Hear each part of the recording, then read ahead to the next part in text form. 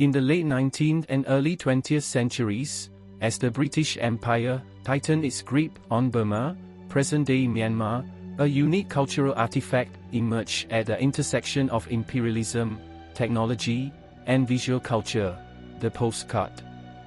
These small, illustrated cards, often adorned with vivid chromolithographs or sepia-tone photographs, serve as souvenirs, tools of propaganda, and vehicles of communication. More than mere ephemera, Burmese postcards from the colonial era, 1824 to 1948, offer a window into the complexities of empire building, cultural representation, and resistance. This video examines the production, imagery, and legacy of these postcards, revealing how they shaped, and were shaped by, the colonial encounter in Burma. Burma's colonization unfolded in stages through three Anglo-Burmese wars, 1824 to 1826, 1852 to 1853, and 1885. By 1886, the British had annexed the entire country, integrating it into British India as a province. The colonial administration exploited Burma's resources, teak, rice, and oil, while imposing Western education and governance systems. The arrival of European photography and printing technology in the late 19th century coincided with Burma's integration into global trade networks, enabling the mass production of postcards. British publishers, such as Raphael Tuck and Sons, Stereoscopic Company, and Bombay-based firms, dominated the market, catering to colonial officials, soldiers, and tourists eager to document their experiences in this exotic land. British-produced postcards framed Burma through an Orientalist lens, a concept popularized by Edward Said to describe the West's romanticized and patronizing depictions of the East. These images emphasized Burma's otherness, portraying it as a timeless, spiritual, and picturesque realm, frozen in tradition and ripe for colonial intervention. Postcards showcased Burma's architectural marvels, such as the Shwedagon Pagoda in Rangoon, Yangon, and the ruins of Mandalay Palace, destroyed during the 1885 annexation. These sites were often depicted as relics of a glorious past, now preserved under British stewardship.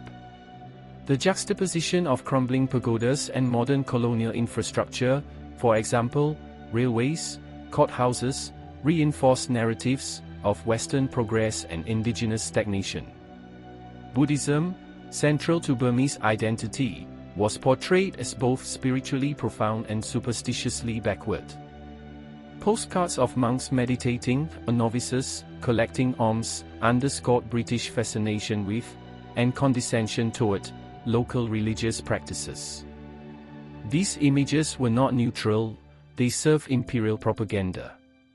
By framing Burma as a land of beauty and simplicity, the British justified their civilizing mission, masking the realities of economic exploitation and cultural disruption.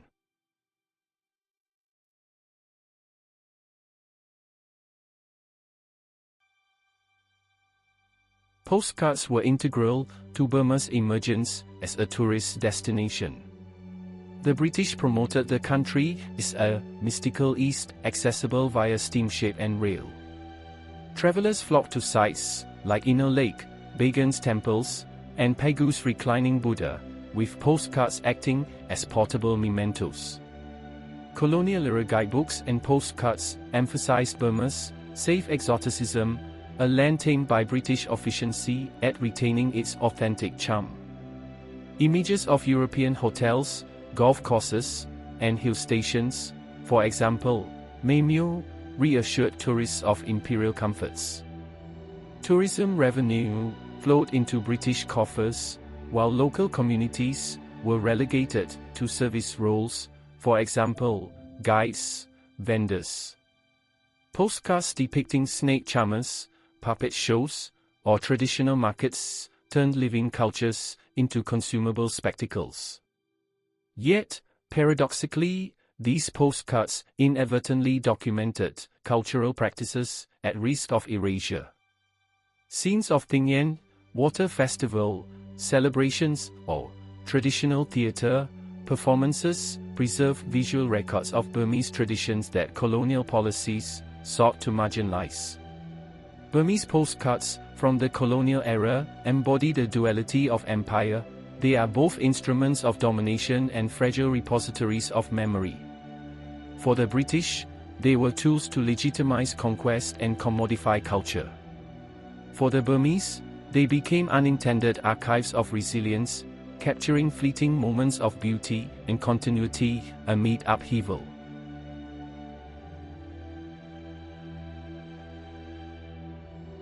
As Myanmar grapples with its colonial legacy and modern identity, these postcards remind us that history is not a fixed narrative, but a contested terrain.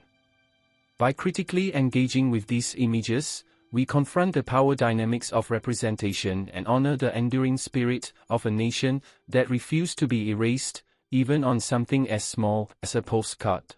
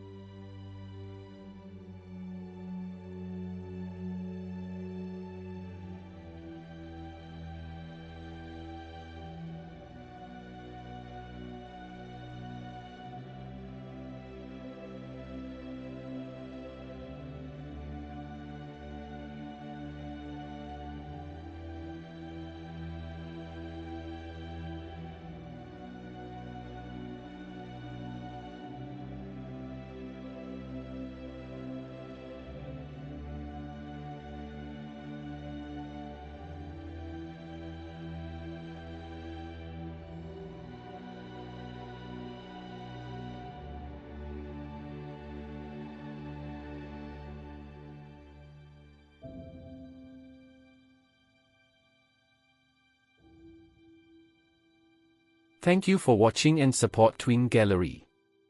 Arts and Collectible from Yangon, Myanmar.